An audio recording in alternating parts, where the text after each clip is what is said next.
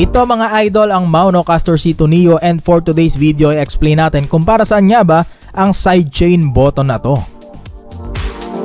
Actually nadidinig nyo na siya right now. So ang sidechain or sa ibang sound card ang tawag doon is dodge mode or DJ mode, no? So mapapansin nyo, kahit malakas yung music natin, automatic siyang humihina after natin kapag nagsalita na tayo.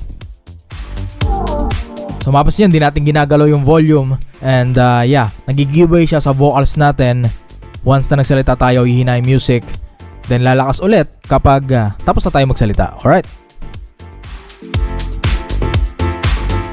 Diba? Perfect kung gusto nyo ng mala-radio yung vibe ng inyong podcast, ng live stream, or kung saan nyo man siya gagamitin, diba? Para hindi na kayo taas-baba nung volume ng music. Yung sound card na mismo ang mag-a-adjust ng volume. Once na nagsalita kayo, automatic nilang babawasan yung volume. Alright?